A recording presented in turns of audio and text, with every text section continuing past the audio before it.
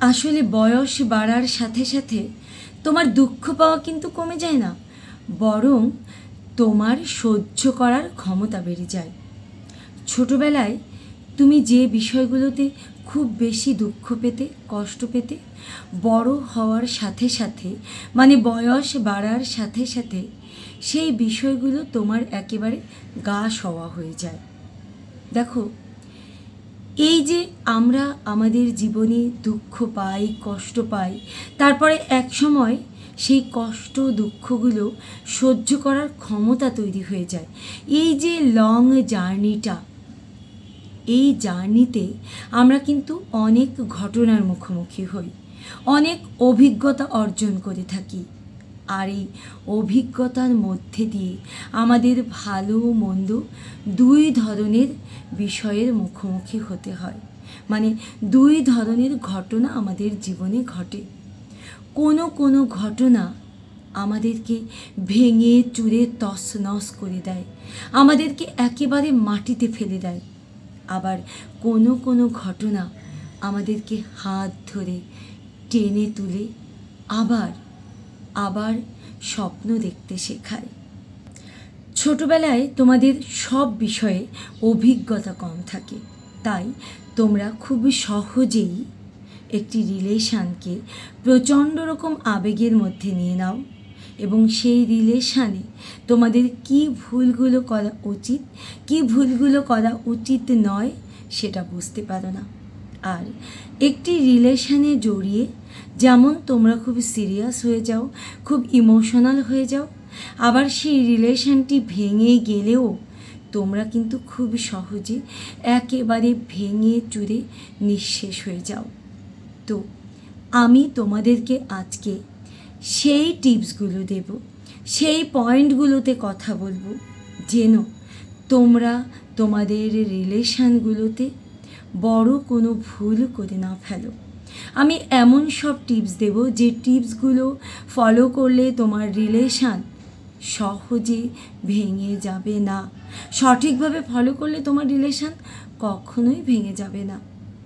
আর যদি তোমার বয়স কম হয়ে থাকে, তুমি তোমার রিলেশানটাকে এমনভাবে ব্যালেন্স করতে শিখবে যে তুমি এই রিলেশান থেকে কখনোই এমন ধাক্কা পাবে না যেন তুমি নিজেকে শেষ করে দাও। তুমি যেন রিলেশানের সাথে তোমার জীবনটাকে ব্যালেন্স করতে পারো। আজকে আমি সেই বিষয়ে কথা বলবো। আজকে আমি তোমাকে মাত্র 5টি টিপস দেব। এই টিপসগুলোতে আমি সেই সমস্ত ভুলের কথা বলবো। তুমি তোমার সম্পর্কের ক্ষেত্রে এই ভুলগুলো কখনোই করবে না এবং এই ভুলগুলোকে ওভারকাম করে তুমি যদি তোমার সম্পর্কটিকে সামনের দিকে এগিয়ে নিয়ে যেতে পারো, তাহলে তোমার সম্পর্ক ব্রেকআপ কখনোই হবে না। 1 নম্বর টিপস, তোমরা তোমাদের সম্পর্কের ক্ষেত্রে প্রথমেই এত বেশি আবেগপ্রবণ হয়ে যাও যে তোমাদের ওই ভালোবাসার মানুষটিকে আলটিমেট ভেবে নাও। তোমরা এটাই ধরে নাও যে আমি আমার জীবনে এই মানুষটিকেই চেয়েছিলাম আর সেই মানুষটিকে পেয়ে গেছি, আমি আমার জীবনে পূর্ণ হয়ে গেছি, এই মানুষটিকে হারিয়ে ফেললে আমি বাঁচতেই পারবো না। মানে তোমরা তোমাদের মাইন্ডের মধ্যে এটাই ফিক্স করে নাও যে ওই মানুষটিকে ছাড়া তুমি একেবারে অসহায় এবং তোমার জীবন একেবারে অর্থহীন। প্রথমেই বলবো, কখনোই তুমি এটা ভাববে না, কখনোই একটি মানুষকে তুমি আলটিমেট ভেবে নেবে না। শুরুতেই তোমাকে এটাই ভাবতে হবে যে এই মানুষটির সঙ্গে আমি সম্পর্কে জড়িয়েছি, আমি আমার মনের মতো একজন মানুষ পেয়েছি, কিন্তু হতে পারে কোনো না কোনো কারণে 6 মাস পরে এই মানুষটির সঙ্গে রিলেশন নাও থাকতে পারে। কারণ হতে পারে এই মানুষটিকে আমি যেভাবে চিনেছি, যেভাবে দেখছি, 6 মাস পরে এর অন্য একটি রূপ বেরিয়ে এলো। হতে পারে সে আমাকে ভালোই বাসেনি, হতে পারে সে আমার সঙ্গে মাইন্ড গেম খেলেছে, হতে পারে সেই মানুষটি আমার সঙ্গে টাইম পাস রিলেশনে জড়িয়েছে, হতেই পারে। এবং অন্য যে কোনো কারণে তার সঙ্গে আমার বিচ্ছেদ হয়ে যেতেই পারে, এটাকে শুরু থেকে ব্রেনে ঢুকিয়ে নিতে হবে এবং তাকে কোনো অবস্থাতেই আলটিমেট বা জীবনের চূড়ান্ত অধ্যায় ভেবে নেওয়া যাবে না। সেরকমটা ভাবলে কিন্তু তুমি একটা সময় পস্তাতে পারো। হ্যাঁ, তুমি তাকে ভালোবাসো, তাকে তুমি গুরুত্ব দাও, তাকে তুমি মোটেও গুরুত্বহীন করবে না, সে তোমার জীবনের একটি অত্যন্ত গুরুত্বপূর্ণ পার্ট। কিন্তু ওই যে বললাম, তাকে তুমি চূড়ান্ত বা আলটিমেট ভেবে নিও না, তাহলেই কিন্তু হোঁচট খাওয়ার সম্ভাবনা রয়েছে। কখনো কোনো মানুষের প্রতি তুমি ওভার অবসেসড হবে না, আবার তুমি তাকে অবহেলাও করবে না। তুমি সম্পর্কটাকে ব্যালেন্স করে চলবে। দেখো, একটি সম্পর্ককে টিকিয়ে রাখতে হলে তোমাকে কিন্তু অবশ্যই ব্যালেন্স করে চলতে হবে। 2 নম্বর ভুল তোমরা যেটা করে থাকো, তোমরা সম্পর্কের শুরুতেই এত বেশি SMS করো, এত বেশি কল করো, এত বেশি যোগাযোগ করো যে তোমরা দিনের অধিকাংশ সময় তাকে দিয়ে দাও তোমাদের কাজকর্মকে দূরে ঠেলে দিয়ে, কাজকর্মে গাফিলতি করে, কাজকর্মকে গুরুত্ব না দিয়ে বা গুরুত্ব কমিয়ে দিয়ে ওই একটি মানুষকে নিয়ে এতটাই পড়ে থাকো যে তোমরা তোমাদের নিজেদের গুরুত্বকেই কমিয়ে ফেলো। আর ওই মানুষটিকে এই যে তুমি এত বেশি যোগাযোগ করছো, SMS করছো, কল করছো, ওর সব কিছুই তো একসময় তোমার জানা হয়ে যাবে। তাহলে জানতে জানতে সব কিছু বলতে বলতে তোমার তো আর তেমন কিছু বলার থাকবে না, তোমার তো আর তেমন কিছু ওর কাছ থেকে জানার থাকবে না। তখন কি দাঁড়াবে বলো তো?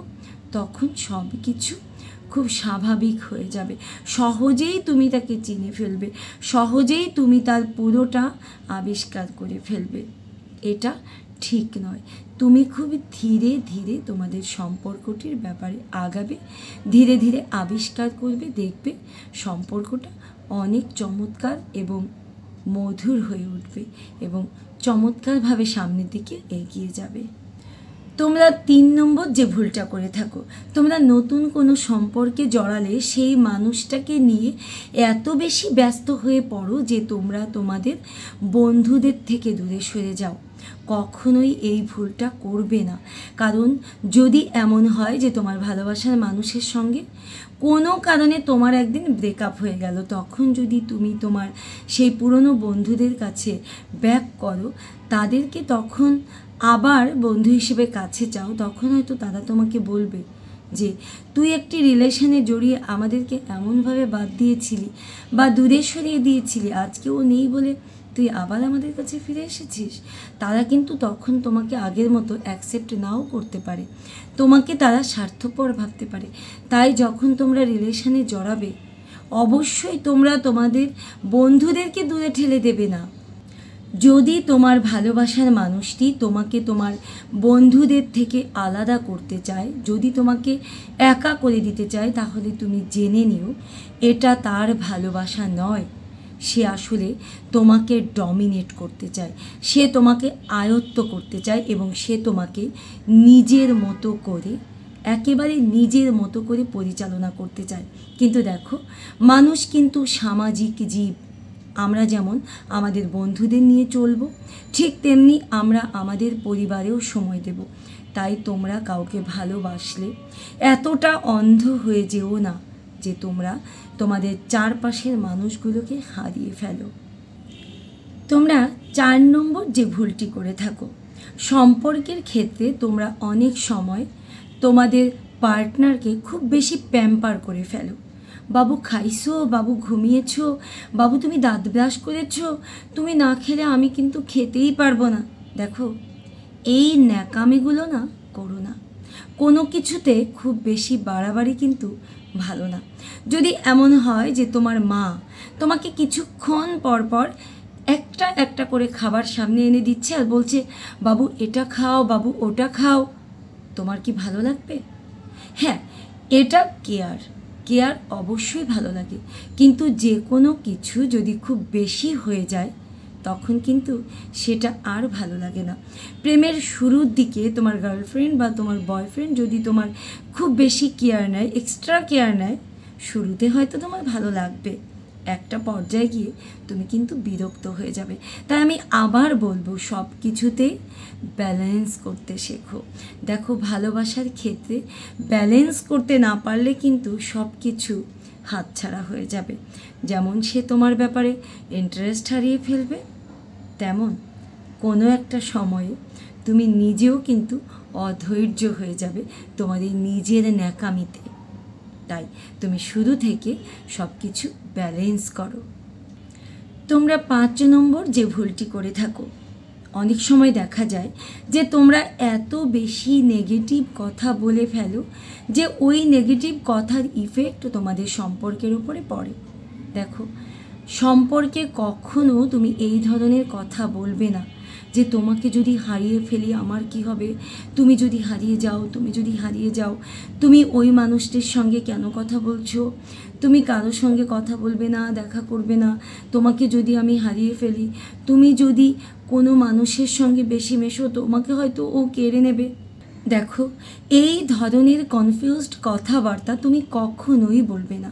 সব সময় তোমার মধ্যে একটি স্ট্রংনেস থাকবে, গভীর বিশ্বাস থাকবে। তুমি তাকে বলবে, তোমাকে আমি এতটাই ভালোবাসি যে তোমাকে আমি মুক্ত পাখির মতো মুক্ত করে দিয়েছি। আমি জানি তুমি যেখানে যাও, যার সঙ্গে মেশো, যার সঙ্গে কথা বলো, তুমি আমারই থাকবে।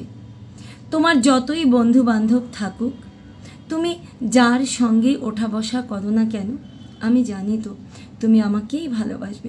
তবে তুমি এটাও বলতে পারো, যদি দেখো যে কেউ হয়তো তোমাদের সম্পর্কের মধ্যে কিছুটা ডিস্টার্ব করছে, তুমি তখন বলবে যে দেখো, ও হয়তো আমাদের সম্পর্কের মধ্যে ঢুকতে চাচ্ছে, কিন্তু আমি জানি তোমার ভালোবাসাটা আমার প্রতি এতটাই স্ট্রং যে ওই মানুষটি হাজার চেষ্টা করলেও আমাদের ভালোবাসার মধ্যে ঢুকতে পারবে না।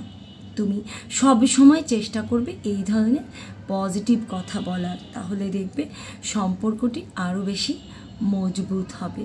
তো আজকে আমি তোমাকে যে 5টি ভুলের কথা বললাম, তোমাদের সম্পর্ক যখন অনেক সুন্দর, সম্পর্ক শুরু করেছো, সম্পর্কের মধ্যে কোনো ঝামেলা নেই, সেই ধরনের সম্পর্কের ক্ষেত্রেই মূলত এই টিপসগুলো।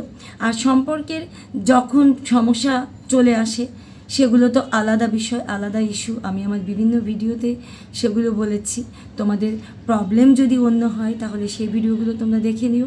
আর আজকে আমি তোমাকে বললাম, তোমাদের সুন্দর ভালোবাসার সম্পর্ক যখন তোমরা শুরু করতে যাচ্ছ, শুরু করেছো, শুরু থেকেই এই বিষয়গুলোর প্রতি তুমি যদি নজর রাখো, এই বিষয়গুলো মেনে চলো, তাহলে তোমাদের সম্পর্কে কখনোই ভাঙন ধরবে না, তোমাদের সম্পর্ক কখনোই ভেঙে পড়বে না। তো তুমি ভালো থেকো, সুস্থ থেকো, তোমার ভালোবাসার সম্পর্কটি আরও সুন্দরভাবে সামনের দিকে এগিয়ে যাক, সেই প্রত্যাশায় আজকের মতো বিদায় নিচ্ছি।